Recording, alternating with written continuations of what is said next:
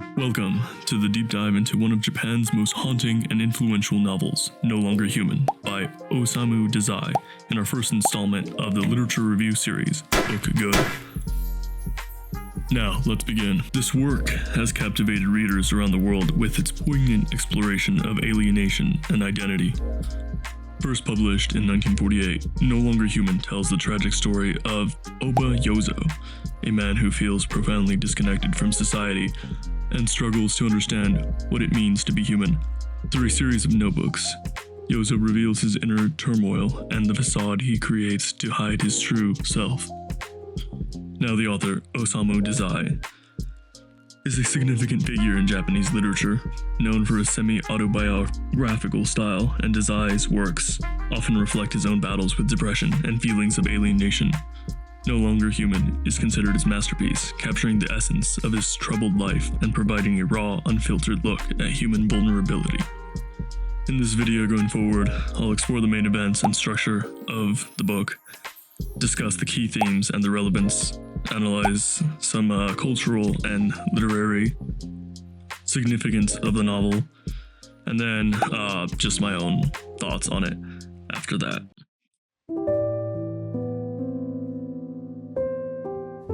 The prologue is written by an unnamed narrator who introduces us to the protagonist, Ōba Yōzō, through a series of notebooks and photos that he has discovered. He recounts how he came across these notebooks and then describes 3 photos of Yōzō. These items provide a glimpse into Yōzō's troubled life and his profound sense of alienation. The narrator expresses a deep curiosity about Yōzō's story and the reasons behind his suffering. Through this framing device, we as readers are invited to delve into Yōzō's inner world. The notebooks serve as a window into his thoughts and experiences, allowing us to understand the depth of his despair and his struggle to connect with others.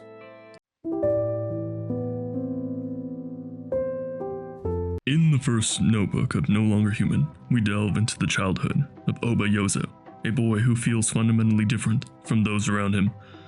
From an early age, Yōzō struggles with an overwhelming sense of alienation and the inability to understand human emotions. Yōzō's early life is marked by complicated family dynamics. His father is a strict, authoritarian figure who demands obedience and conformity.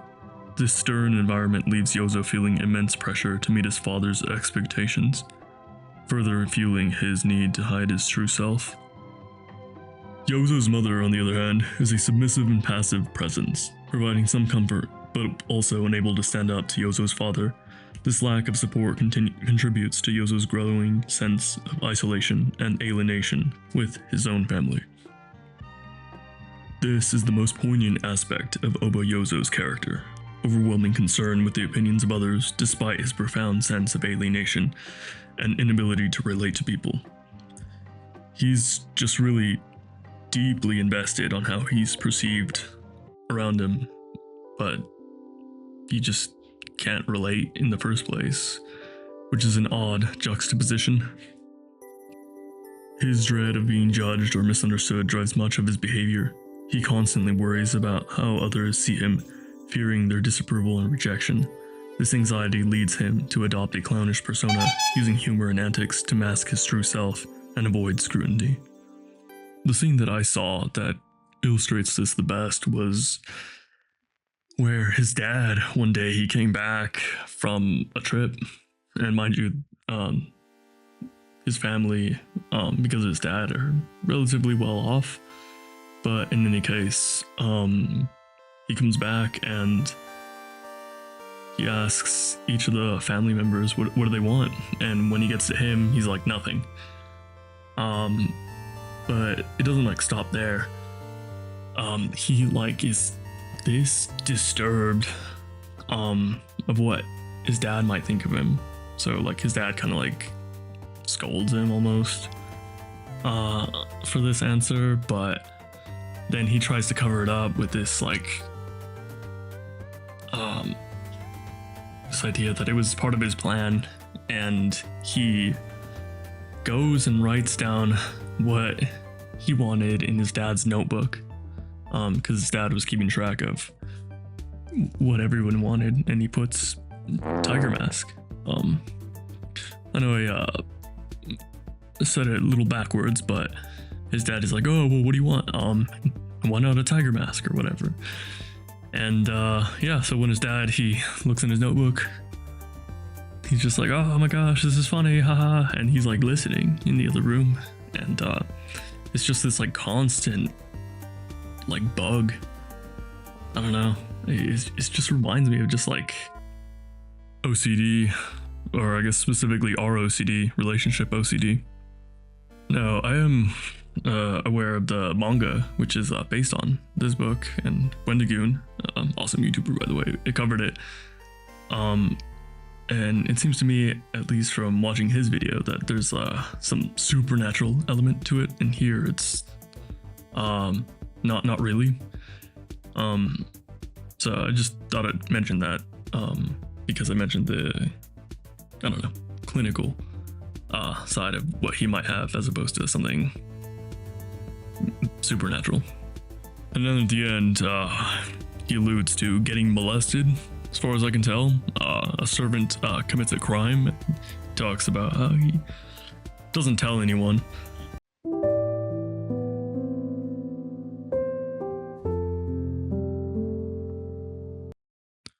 In the second notebook, we follow Ōba Yōzō through his school years, where his struggle with alienation continues. Despite his deep-seated feelings of being different, Yōzō maintains his clownish facade, using humor and antics to navigate social interactions. In school, his comedic behavior becomes more pronounced. He believes that by making others laugh, he can avoid revealing his true self and mask his inner turmoil.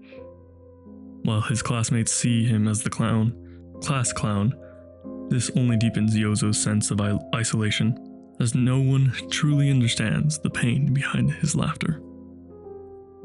Amidst his school experiences, Yōzō forms a friendship with Takeichi, a perceptive classmate who sees through Yōzō's facade. Unlike others, Takeichi recognizes the darkness within Yōzō and predicts his eventual downfall. This prediction haunts Yōzō, forcing him to confront the reality of his situation. He also predicts that women will fall for him, albeit if he was just round-nosing him essentially for helping him. He like scratched his ears or something. This was a neat little foreshadowing moment. So props to the author. Takeichi's insight into Yōzō's true nature creates a unique bond between them, but it also serves as a stark reminder of Yōzō's inability to connect with others on a deep level. This friendship highlights the duality of Yōzō's existence, a life of outward humor masking an inner void.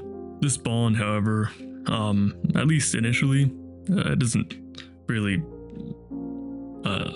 make the case that it becomes a friendship per se as it goes on, but there's some endearment that I read in the lines, but it basically starts out as him not wanting anybody else to know that he's actually faking it, and he even thinks about just that he's gonna have to put an end to Takeichi if he does spill the beans, but doesn't seem as if he does end up doing that, and so they just, stick together, I guess. After completing his schooling, Yōzō moves to Tokyo to attend art school. This transition brings new influences and challenges as Yōzō encounters the vibrant, chaotic life of the city. It is here that he meets Horiki. Not sure if I said that right, but that's how I'm going to say it from now on. Under Horiki's influence, Yōzō's life in Tokyo takes a dark turn. He becomes increasingly involved in a world of alcohol, drugs, and casual relationships, further alienating himself from any sense of normalcy or stability. They get prostitutes, and around here is where he starts just using women for, buying drinks and whatever. He also has a socialist or communist arc where he just casually becomes the leader of said underground group, and he only continues just because. Here you can tell that it was just completely pointless and he didn't actually care. He just took on these responsibilities just to not upset anyone or anything like that, like his previous fears of overly caring what people think, but also not really caring at all because he didn't really care too much about the subject matter. As Yōzō's behavior spirals out of control, he loses sight of his studies and his art, becoming consumed by his self-destructive habits. His time in Tokyo is marked by a deepening sense of hopelessness and isolation. Later, in a moment of despair, Yōzō and Tsuneko, this Tsuneko girl, was the one where he was just using her to get drinks. Anyways, this barmaid also shares his sense of hopelessness, and they decide to end their lives together. They attempt suicide by drowning, but their plan is thwarted when they are rescued by a passerby. More specifically, he is rescued. The Tsuneko chick dies. So yeah.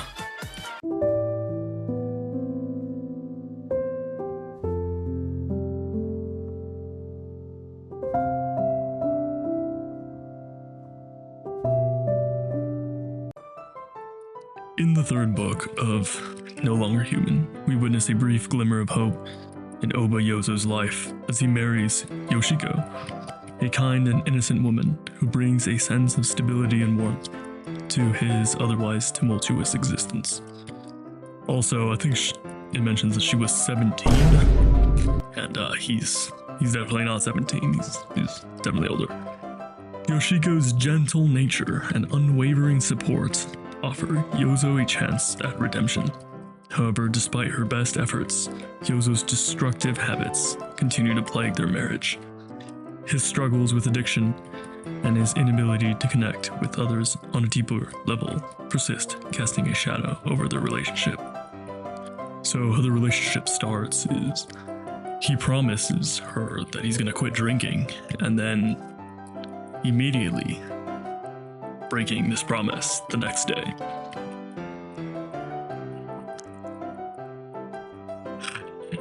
This guy, man. As Yōzō's behavior spirals further out of control, he becomes increasingly distant from Yoshiko. His infidelity and reckless actions strain their marriage, leading to a growing sense of mistrust and betrayal. Tragically, Yoshiko herself becomes a victim of betrayal when she is taken advantage of by another man. This event shatters Yōzō, deepening his sense of guilt and alienation. He feels responsible for Yoshiko's suffering and becomes even more convinced that he is no longer human. Despite this pain,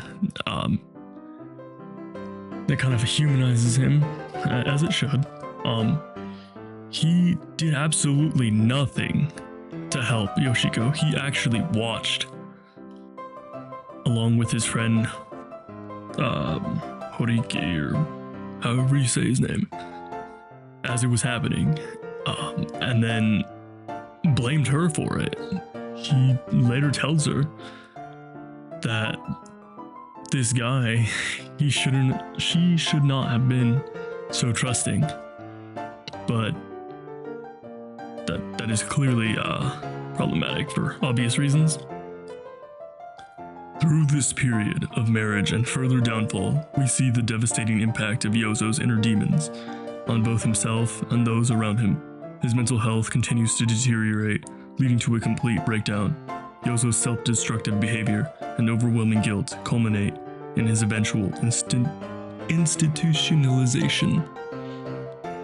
In the mental institution, Yōzō reflects on his life, his feelings of alienation, and his inability to connect with others. These reflections led him to the heartbreaking conclusion that he is no longer human. He feels irreparably broken and disconnected from the world around him.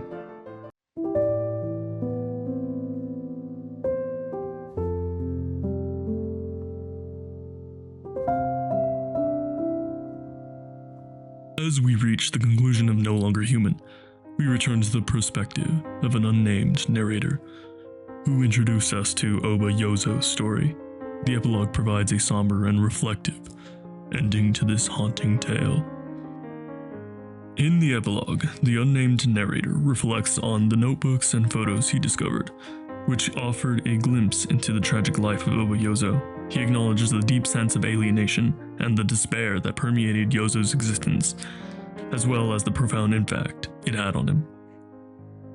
The narrator's final thoughts on Yōzō's story serve as a poignant reminder of the novel's central themes: the struggle to understand oneself, the pain of alienation, and the search for redemption in a world that often feels indifferent. Through the narrator's reflections, we come to understand that Yōzō's story is not just an isolated tale of one man's suffering, but a broader commentary on the human condition. It invites readers to ponder their own struggles with identity, connection, and the search for meaning. In concluding Yōzō's story, No Longer Human leaves us with a sense of empathy and introspection.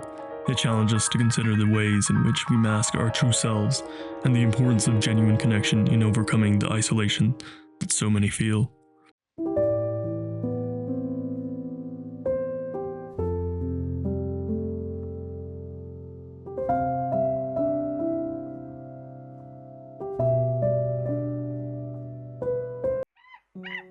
The most prominent themes are alienation and isolation.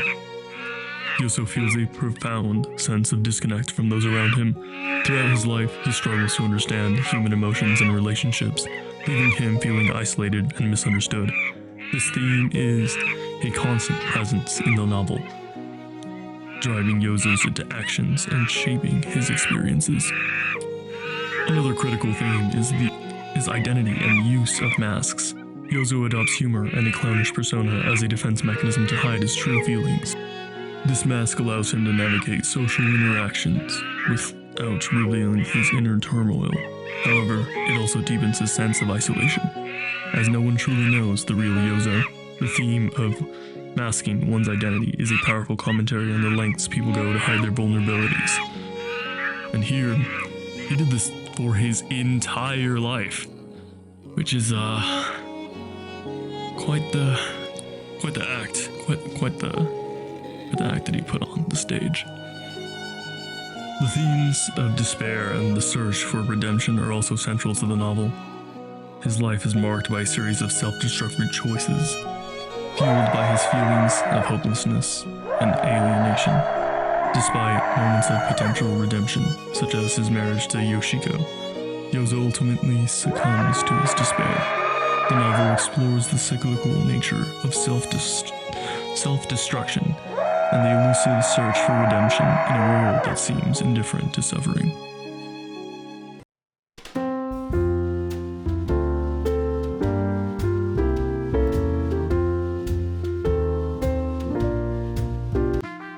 The cultural and literary significance of No Longer Human cannot be overstated. It has become a cornerstone of modern Japanese literature, offering insights into the human psyche and the impact of societal norms on individual identity. The novel's success is a testament to Osamu Dazai's ability to capture raw, unfiltered essence of despair and alienation. It's also pretty wild that the author himself ended up taking his own life shortly after the novel's publication. His personal struggles with depression and feelings of alienation mirrored in Yōzō's story ultimately led to his untimely death. This reality adds a layer of heartbreak to the novel, knowing that Dazai's own life was marked by the same despair and search for redemption that he so vividly depicted in his book.